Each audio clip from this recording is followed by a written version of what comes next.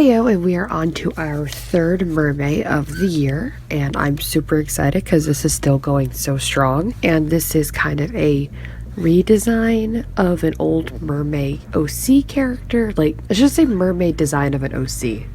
I'm gonna go with that. And then a creation of a new one, because I have drawn Virion's merman design a long time ago in my sketchbook, and then my partner was like, nah, he's gonna be changed up, so I decided to change him up. But as I was sketching this, I was freaking watching the Game Grumps Spy Fox videos, and I was like cry laughing the entire time. It was late, I was exhausted. I just had to keep stopping while I was sketching this to stop and laugh. Just because those videos, oh my god, it was just so funny, guys. Like, if you haven't seen those videos or watched the Game Grumps, you totally should. And then as I was sketching, either sketching or lining, I can't remember right now, I'm very tired. I stopped and then I went to work the next day and I sliced my thumb open. I was wedging tomatoes and I looked up and the knife just went right through my thumb, which is why for parts of the video there is a huge purple bulging bandage on my thumb. I just split it open like a dumbass and it would not stop bleeding. And sorry if you're squeamish, but there was like a skin flap on it and I kept getting caught on things and it just kept ripping and bleeding. So I still can't believe I did this. I cut the skin, my flesh, off with a scissors. Granted, it wasn't much flesh, but it's still flesh. Like, what? So that's my work injury for the month, and it's been a couple days and it's healing now, so thank God. But yeah, for like 2 nights I was wearing bandages right over my thumb. It was ugh. But anyway, with the OCs, I decided to, like I said, redesign Virion's merman form, and my partner suggested a blue ring octopus, but instead of blue rings, he's purple. So I gave him purple rings, and then I wanted to draw Virion with his husband, Shupavu, who is, I guess technically he's smaller. Yeah, he's like, his torso is the same size as it would be, but his tail is shorter. Because for his design, I wanted to go with a mantis shrimp for the sole purpose of I haven't drawn a shrimp merman. And it's kind of funny because Shupavu's height, he's 8 feet tall, and Virion is 6 feet tall. So Shupavu has, like, cannon form, he has 2 feet on Virion. And I thought it would be ironic that he was a shrimp.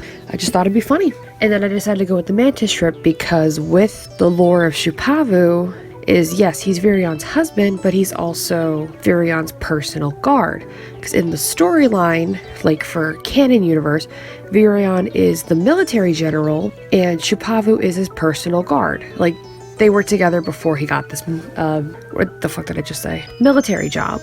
And then he went through 3 different courses of training to be the highest rank personal guard, just for Virion. And I was like, I've had these OCs forever and I adore them. But the funny thing with Shupavu is when my partner and I are thinking of like character stories, for most of the time we know what we're talking about.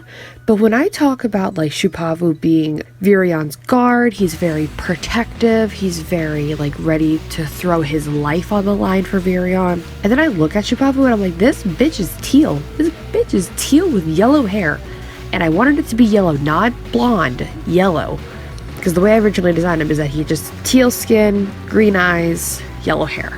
And I'm like, you know what? I am embracing that. I don't give a shit. I also forget that Shupavu has very curly hair, like very tight curls, like his sister Uchawi, who I need to draw again. But yeah, so his hair is so yellow and so curly. As I'm drawing it, I'm thinking, this man has every military guard training certificate in the book in his universe. And nobody takes him seriously because he looks like a giant dork.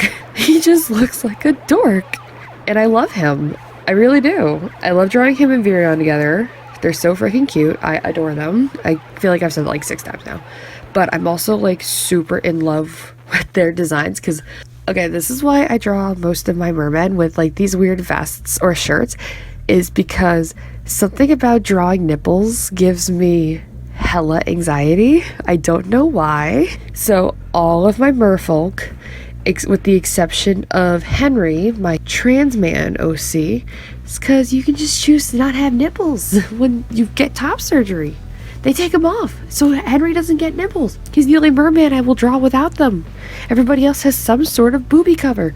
Like Virion's cover is a direct reference to his shirt vest thing with his skull top, and then Shupavu's is a reference to his Varsity jacket that has that little insignia on his left, our right, is Virion's military symbol, like for their kingdom, their dimension. That's their military, and that's Shupavu's patch of being his guard while still dressing down. So overall, I think I really liked the way that looked, and I used, what did I use? The Art 101 watercolor markers for this. Oh my god, I forgot how freaking gorgeous these were. So I started off with like doing Virion in that light purple. He's supposed to have like very white skin, but I didn't want to make his like shading gray like what I did with my Lucifer, because he has white skin.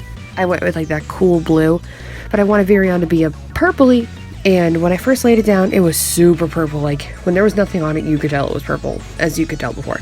But now with everything else, he's more white, and the way these watercolor markers like blended, and oh, they were gorgeous. And the reason, as you're seeing, I'm coloring before inking, I technically inked, quote unquote, on the pencil into the paper, was because the pen I wanted to use is a Pilot Varsity pen, and it is a fountain pen. This pen is not waterproof. So everything is super light, and I don't know if I like that better over the black outlines. I mean, I like the black outlines, but just the way the pens work with the watercolors, I could not use that pen on top. But I don't know, I like the way it looked before, I like the way the pens melt, and I love the way it looks now. I'm not sure if I'm already at that point or if it's going to happen soon. Because, you know, I record these voiceovers before I edit it down. But the quote-unquote sand, which is a like grayish or brownish green color, teal, looks gorgeous.